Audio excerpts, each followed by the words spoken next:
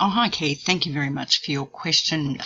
Reading this article, whether it's a problem for Ripple's technology and also the use of XRP.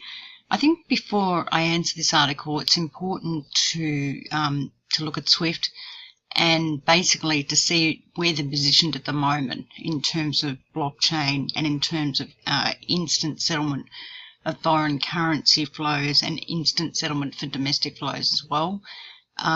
Which my understanding is they're nowhere near that at the moment, and it's going to take them at least 2 years to do that. So if we just go to a couple of articles, re Swift, and then I'll come back to this article here that you've sent me, so thank you for that. Just grabbing up an article from Swift, just basically what is Swift and what does it mean to you. This is an article that was published in TransferWise, which is basically a settlement magazine, and basically Swift stands for the Society for Worldwide Interbank Financial Telecommunications, and basically Swift is a telecommunication system. It's not actually a payment system. The banks have to put up their payments within this telecommunication system and get authority from each end to basically say, hello, are you there? Two people have to be working on one terminal. I have to be working on one terminal here. Someone else has to be working on one terminal, say in the US. Say if I've sold US dollars and bought Australian dollars, and say basically I have your US dollars, this is the rate, can you please agree to this deal? And if they agree to the deal, then the deal is put in the system manually as a deal, and they accept the US dollar amount with exactly the same US dollar amount that I have. It takes two people on two terminals at the same time, regardless of the time difference. You know, it might be morning over there, it might be midnight over here, or something like that. Regardless of the time difference, to actually accept that deal. So it's a very clunky old system, and it is very time consuming if there's problems with the deal and it doesn't go through. Now, normally a deal for standard foreign currency, just with a main currency pair like Aussie US, should take trade day plus 2 days for settlement, the cash flow settling. So I can do the trade today and the cash flow settling within 2 days. But, you know, it does have to have a notification to the American bank by the SWIFT system, a telecommunication notification. Before that, we used to use telexes, and someone has to pick up that notification and then agree and look at the deal and, you know, confirm basically the details of the deal, and then obviously marry up what they have as a cash flow and what I have as a cash flow to then agree to receive that payment. So SWIFT, as you probably know, was founded and established in 1973, and it was basically a common process and standards for financial transactions. Now, basically, banks around the world needed some sort of security, some sort of network where they could essentially get money from one country to another, and the security was the main thing. Because obviously telexes weren't very secure. You'd put something on a telex machine, it could be, sent somewhere else and duplicated and whatnot. So it was a very slow process and lacked a lot of security, and basically, wasn't very fast. So, as you know, there are a lot of people that use SWIFT because it was the only system in place for, cross-border flows and foreign currency flows and that sort of thing. So basically, as they say here, SWIFT is like a network travelling from one airport to another. It's not always possible to make a direct flight. And that's pretty much what Ripple can do with their technology. They can essentially make a direct flight. Rather than having to go through a middle bank or a correspondent bank to get to another country, Ripple can make a direct flight where I think this is a very good analogy. SWIFT can't do that. You can't directly fly to, say if I'm in Australia, I can't directly fly to, Africa. I have to stop somewhere else in between hand, whereas Ripple's technology can go directly there. So this analogy is very good. They need a connecting flight. And SWIFT essentially is the same service. So it was based on a telecommunication messaging system. And essentially, the bank, as I said, one person has to be at the terminal and another person has to be at the terminal at the same time to receive this message within the system. Once they receive the message, they then have to put up their deal, their trade, and confirm the details of that trade before they actually receive cash. And they receive cash with BIC codes, which are bank identifier codes. Okay, and often they do have to use intermediary or correspondent banks because the bank you're dealing with may not have, say if I was sending Aussie dollars over to somewhere, it may not have an Aussie dollar account. So you have to find a correspondent or an intermediary bank that holds an Aussie dollar account. This is quite a good article actually. The SWIFT network doesn't actually transfer funds, but instead it actually sends a payment order, so almost like a telecommunication payment order with SWIFT codes, which are called IBN codes, International Bank Account Numbers, and BIC codes, which are Bank Identifier codes. And SWIFT owns and administrates those BIC codes, meaning that the bank can identify another bank quickly and then send the payment order as such, which they have to both agree to before receiving the money. And they have to agree whether they can receive the money or whether they can't. If they don't hold an Aussie dollar Vostro account, for example, they can't actually receive the money. They have to find another bank that can. Now, the difference with Ripple's technology is they can go directly to the bank and convert that Aussie dollars, say, to US dollars straight away. And I think that's really important. So it really is very much a communication system, and I think that's what's important. The SWIFT system is expensive. The banks themselves will transfer and take pips or fees out of foreign currency, and in some cases transfer, depending on the currency pair, can take more than 5 working days. Okay, and it's acknowledged if any bank uses SWIFT, it is expensive, it's pricey. It will take a long time to process things through SWIFT if it's not a foreign currency pair that's traded a lot. Say, for example, if it's Aussie Polish Zloty, for example, you'd have to use probably another intermediary for me to send directly to Poland from Australia.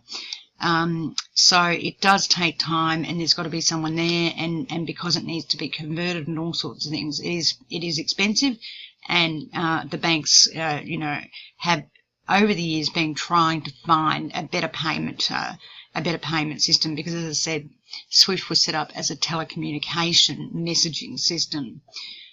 So that's probably the important thing. Now, obviously, they are trying to use and work off blockchain, but it doesn't seem to be, they're not anywhere near that at the moment in terms of blockchain. And they're trying to, obviously do real-time payments, but they haven't yet got to that. Now, I've just gone to the SWIFT website, www.swift.com, and they do talk about blockchain in a general sense, but obviously they're still trialling out blockchain from what I can see, and they are talking about a new payments platform, which is supposed to be basically a real-time payment system. But I think the key is here, they can make a payment in real time, but the thing is that you've got to really look at is the cash flow of that payment settling instantly. Sorry, I've got a bit of a cold. And there's nowhere on this article that they're talking about the cash settling instantly. Okay, so yes, we can make a payment, of course, and basically notify someone that we're about to make a payment. But there's nowhere on this, and you can look at this on their website, SWIFT revolutionises Australian banking with real-time payments. There's nowhere on this that they're talking about instant cash flow settling instantly. It's just talking about designing, the infrastructure for making instant payments, real-time, line-by-line settlement, and it's talking about via the Reserve Bank of Australia. Now, the thing is, if you don't have, and all the banks here do have a Reserve Bank of Australia account, which is called the Exchange Settlement Account. If you don't have an exchange settlement account with the Reserve Bank of Australia, you're still not going to be able to do instant payments, instant settlement. You see what I'm saying? Even though you could do an instant payment, it's got to come with an instant settlement of cash flow. I can do an instant payment, and Swift is notorious for not making instant payments. You could wait all day and they didn't make the payment until right at the end of the day. But the key is they've also got to be able to settle the cash flow instantly, and that's the whole issue. If they can't settle cash flow instantly, then banks will have no idea what's sitting in their Nostro account or their Vostro account, which is funds that they hold.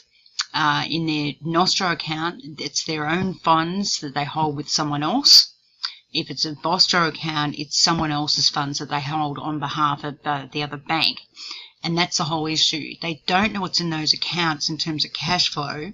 They have to have a buffer, more cash than what's required, to basically cover any shortfalls in those accounts, because it's not live intraday cash flow settlement.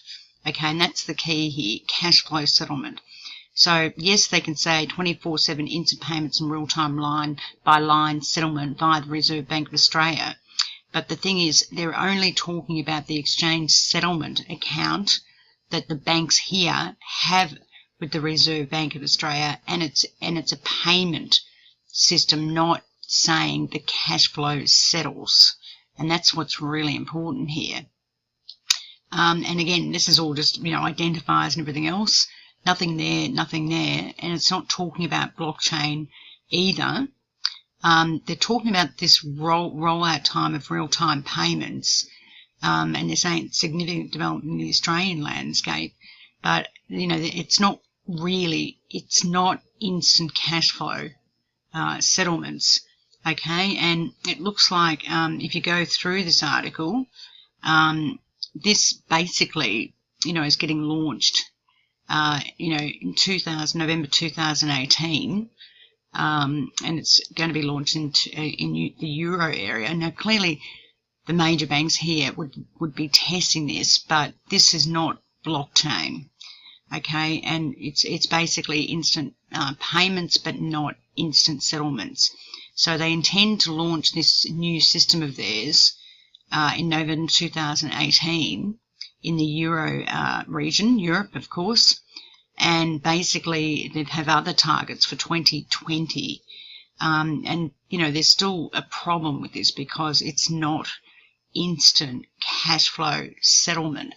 So if we go back to your article, and I will say, I know Westpac, CBA, ANZ and Commonwealth Bank have been looking and testing Ripple since 2015. Okay, so the Commonwealth Bank uses Ripple's technology already, and they're basically using it in-house. They have other entities within the Commonwealth Bank that are considered internal, but they are basically using this, their subsidiaries. So the Commonwealth plans on using Ripple, and this is basically 2015. So it's a fairly old article between their subsidiaries. So and this is going back to 2015. So they've been using Ripple for a long time, and the Commonwealth Bank has the most foreign currency payments of any of the major banks. So basically they're saying it shouldn't be difficult for us to then add cryptocurrencies to it. And basically, we can do that quite easily.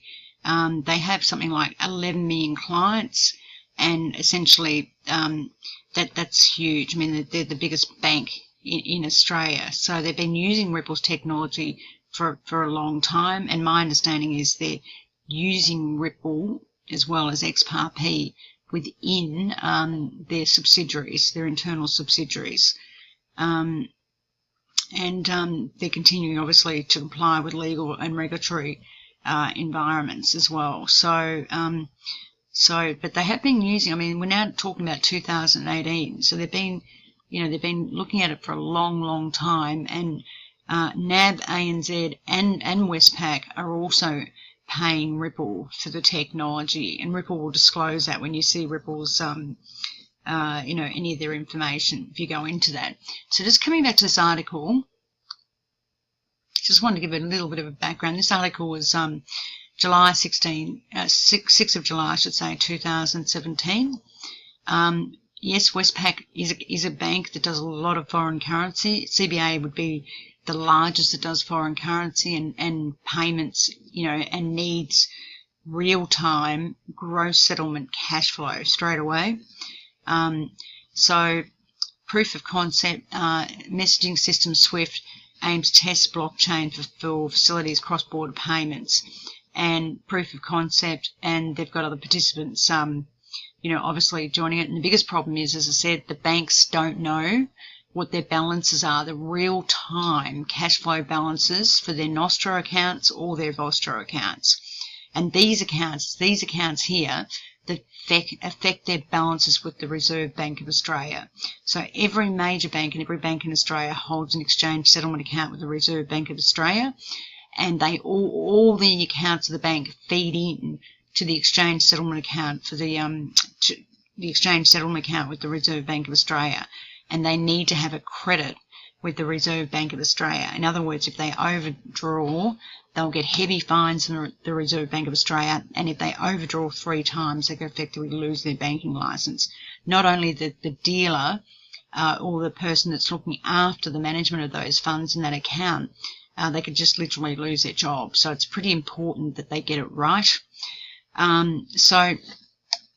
Basically, they need to know their positions on their Nostro accounts, particularly when we talk about local currency and also settlements of foreign currency transactions. And this is the key, settlement of foreign currency transactions, which is basically cash flow.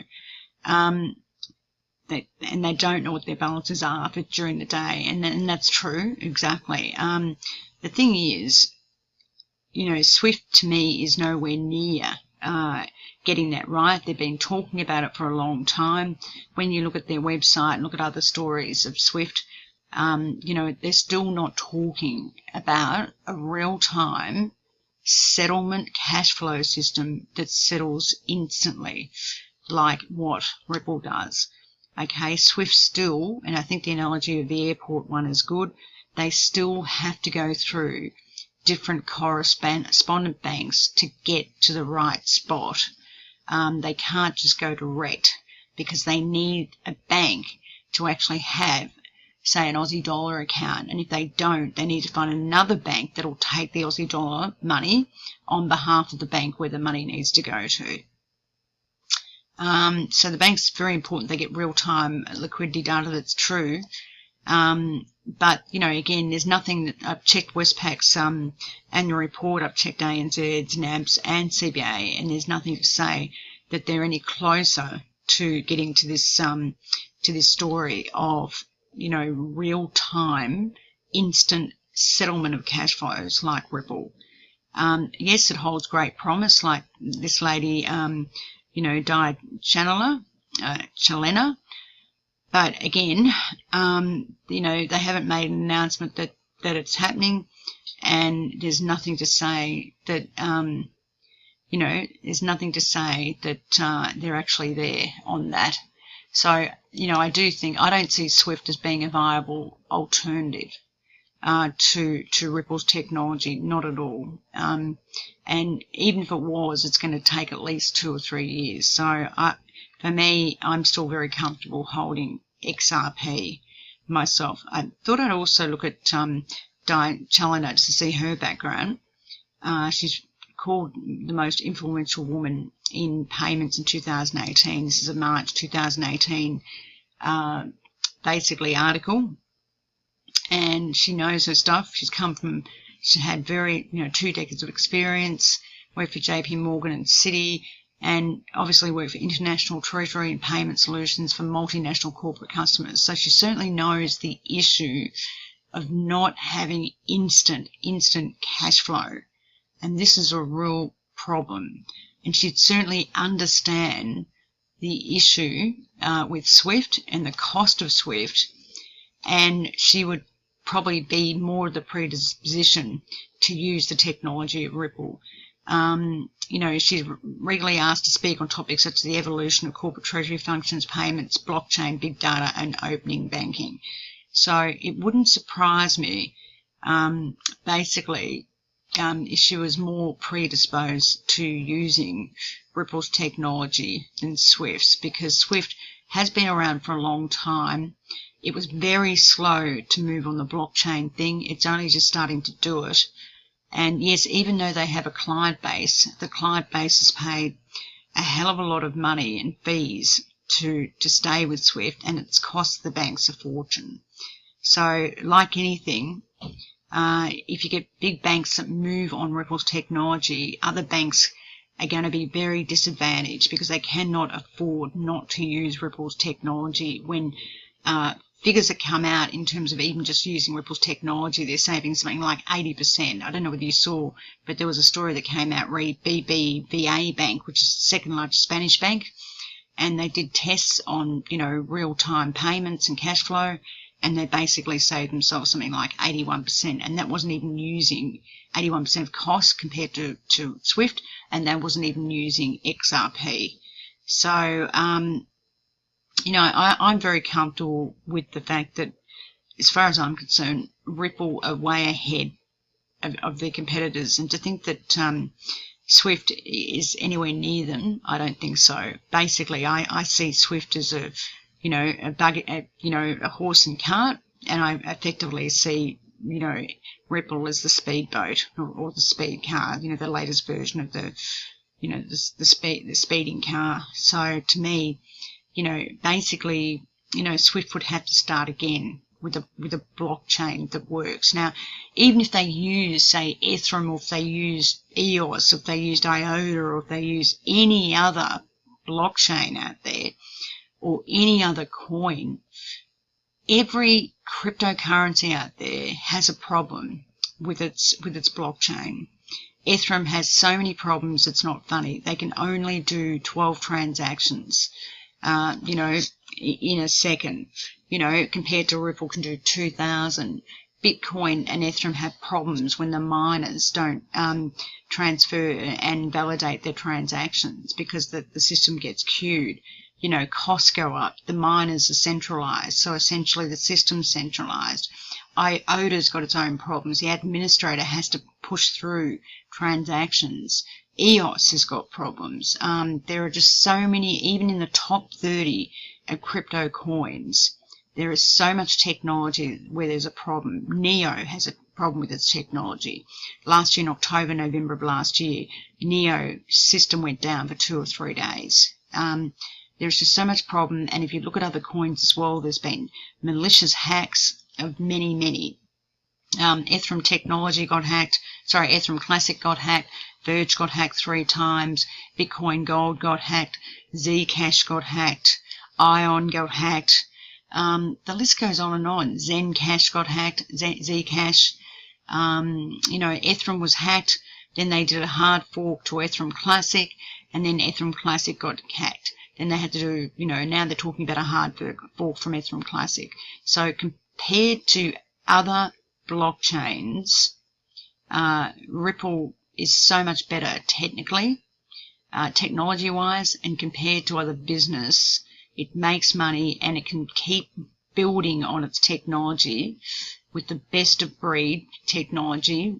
The business leaders are very, very smart. They know what they're doing. And a lot of other blockchains, again, are not for profit, and they have developers that are doing stuff for nothing or for free. Now, that's not a sustainable business model going forward either. So I'm very comfortable with Ripple, even after that article that you've sent me, because I don't see it as a viable threat. I think it's going to take Swift, another 2 years to do anything, and by then Ripple's going to have many more clients. Ripple's not just a coin for the banks; it's a coin for everyone. We all need instant cash flow settlement. They've said this year, Brad Garling has, which I believe by the end of the year they'll have a lot more partners or business clients on board that'll also be using XRP and Ripple technology. So I don't see it as being a problem.